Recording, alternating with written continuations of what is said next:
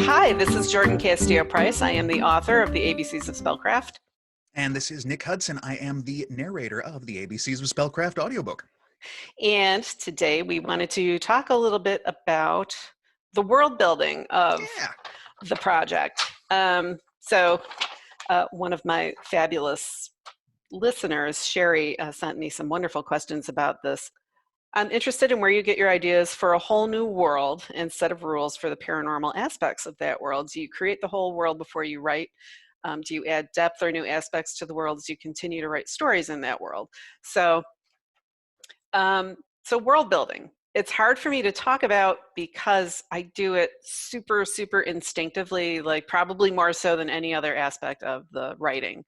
It seems that I start with a what if, and then it just falls like dominoes, where if this, then that, if this, then that. So like, if it takes two people to write a spellcraft, how are they different? And I feel that every time I make a choice, like if I say, well, the seer is always left-handed, then the seer is always left-handed, right? Every time I draw a line in the sand and I say, this is the way it is, then going forward, that's the way it has to be.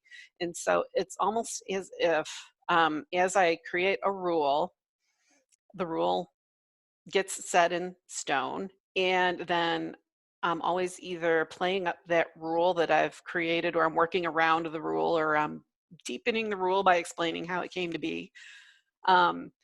So I did some mishmash about genetically why people are seers or why they are scriveners, about one being inherited and the other being, what's the word when something just, a trait just pops up out of nowhere, Nick? Oh, I'm blanking. mutated isn't right. Yeah, mutation. Mutated? Oh, mutation. There you go. Isn't it? There's a better word. Yeah. Genetic mutation for, yeah. And so I have seen people who will sit and write a whole world Bible where they're going into the history of magic and how the magic works, and they're detailing every last bit. And I see this as being a writing adjacent activity, because I've seen a lot of people use this as a way to procrastinate and not actually write anything. And I also feel that if you're, for me, and I'm sure other people do need this to begin, but for me, if I started with like that much information, there'd be nowhere for me to insert the beginning of a story. I almost need to just say, what's my one thing I need to remember? Okay, spellcraft is a thing, it works. All right, got it. And then I run with it, and I discover and unearth more of the aspects about it as I write. So certain themes have started cropping up in the series that I didn't intend, but they seem like logical consequences of each choice that I've made along the way. So the series is starting to be about clannishness and family and found community, and who's in the in bracket of the community and who's on the outside, and how we deal with outsiders, how outsiders are treated. And so those are themes that emerge. And I think that if I started out saying this is the theme that I want to write about, it would be so pompous. It would be just, no one would want to read it. But when themes emerge and I notice them, then I can strengthen them. That makes a lot of sense. That's you hear about creativity coming from constraint, and how if you, I'm sure you can talk more about this than I can, but the idea that just do anything is too so broad, daunting, and there's not. daunting. What would you do? Yeah. Right. But to add in those little bits of found theme and found rules, and the left-handedness, for instance, and that being something that's built on, or the mutation versus the inheritedness, and the clannishness of the groups coming together. That was something actually that I wanted to ask you about. And we didn't discuss, so I hope it's right that I do. The gay themes within the book, and especially Dixon's coming out and the openness of the Penn family and just, okay, great, you're gay, let's move on, versus Yuri's really traumatic experiences in Russia, and how those play off of the world of spellcrafting. Was that something that was a found theme, or was that something that was planned beforehand, or how did you find that? That was definitely a found theme. So the way I came up with the magic itself of spellcrafting was that three friends and I wanted to each write a little story for Valentine's Day. And I said, oh, let's just all start with the same line. And then I just pulled one out of the air. And I said, well, what do you guys think of the line, nothing good ever came of a Valentine? And I thought they would all counter with something Huh. else. And they all went, nope, that's fine. And so that turned out to be the That's where first that line came from. we all used. But so a greeting card has an image and it has words over the image. And so I think that's where the duality of the seers and the scriveners Oh. came from, was the Valentine card having an image and then having text. Huh. So with Yuri and Dixon, a friend of mine was telling me that her favorite sort of pairing of two people is a happy and a grumpy. Um, and so I thought, You've got it. I so I like the thought of Dixon being just a little bundle of joy, because I never write people like that. My people are just usually miserable, ground down, sarcastic bastards. And so I thought, I'm going to write a really just genuinely nice, happy, sweet guy. And so I wrote Dixon, and I think he works. Absolutely. And then I just made Yuri to contrast with him, and I don't know why I picked Russian, again, just out of the air, but I thought like a big, scary, tattooed Russian dude would be, something any normal person would feel at least mildly cautious around. And of course, Dixon was like, oh, yay, he's hot. But then making Yuri Russian brought up all this backstory. Again, it's like my world building. Like I pick a thing, I say, okay, he's Russian, boom. And then it unfolds or opens all these other doors where, then I did the research to try to figure out like what was his background and what was it like and what are his traditions and what was his family like. And, it couldn't have been easy for him, even though he was post-Soviet Russia. I still think his parents' generation really, had no equipment to understand him or even want to. Like they Yeah. probably resented him. And I actually sometimes worry because in romance, and this isn't strictly a romance, but in romance, everybody comes out and gets resolved and everything's wrapped up in a bow.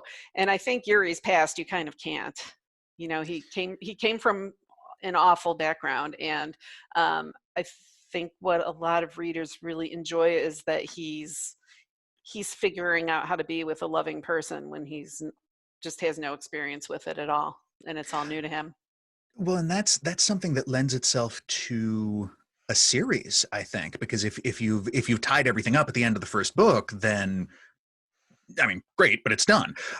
Whereas with this, you have this really great arc already of seeing Yuri, that icy exterior, very slowly begin to thaw, and there's still a lot more room for that. And the two of them learning more about each other and learning to understand each other and communicate, just as you say Yuri must have been very foreign to his parents, in the same way that I think Dixon must be very foreign to Yuri. There's these and Dixon, I'm sure, would be completely baffling to Yuri's parents. Just what why are you happy? There's this interesting journey that we get to go on with these characters, and getting to see where Dixon came from in the second book, or in the first and a half book, with meeting his mom and dad, and seeing Yuri's interaction with them is so much fun, because we've all had that. Anyone who's gone to a significant other or even just a friend's home for Thanksgiving or for a holiday or whatever, it's a completely different world. You need a passport to understand. And it's great to see that, and it's great to get to inhabit Yuri's reaction to that. It's really cool. And I think too, like they both generally get one another. Oh yeah. Dixon really has Yuri's number, and he is very tolerant. But you know what I think is funny that I realized? So I recently did a second re-listen of the audiobook, and I realized that Dixon has a voice that he does when he's mimicking Yuri. So like not only do you have a Dixon voice and you have a Yuri voice, but you have a Dixon mimicking Yuri voice. And he doesn't try to do the Russian, but he gets all when he's mimicking Yuri. Very grouchy. Yep. That's there was a video that just came out. This is a little bit of a tangent, but of Muppets doing impersonations of each other. And here's Cookie Monster doing an impersonation of Elmo, and it's all beautiful and wholesome. And that's in doing voiceover and in doing character voices. That's one of the trickiest but most fun things. Is okay. I have to keep. This is what this character actually sounds like, but what would his take on this other character be? And it's fun layers of stuff. That's one of my favorite good. parts. I'm glad that came through. It's one of my favorite parts is when Dixon imitates someone else, but it's so clearly Dixon. Yes. But weren't we thinking about like how your vocal choices then kind of like my world building, like I make a choice, I say here's the thing and here's how it is, and then going forward it's that way. How does that how would that happen in your vocal choices? Well, there's two facets of it. One that happens in the audition process, which I know is moving back a little bit, and then one that happens in the recording. In the audition process, I haven't gotten to read the whole book yet. I've gotten to read just what the audition segment is. So I have to, or I get to arguably make strong choices based on the little bit that I have. And for instance, Emery Flint came up in your reply to my audition for that. You said that it worked, but for all I knew, one of the chapters that I hadn't read yet could have said, Emery has such and such an accent and talks in a high squeaky voice, in which case, whoops, I goofed. But that's where some of the initial choices have to come from, is those little clues that I have in the beginning.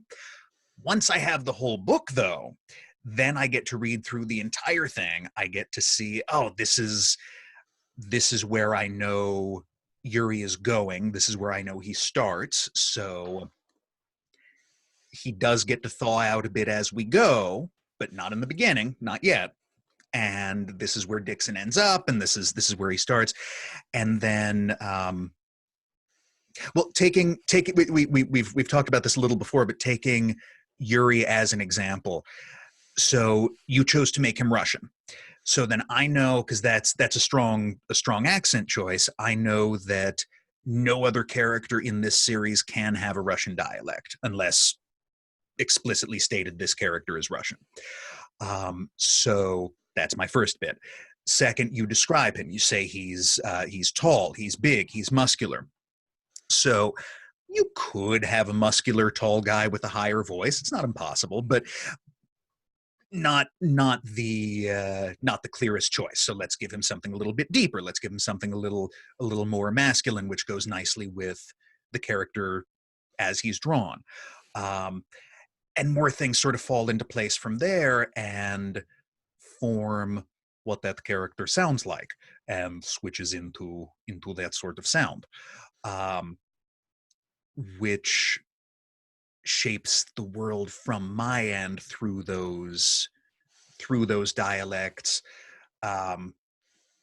through the cadences, all of that good stuff.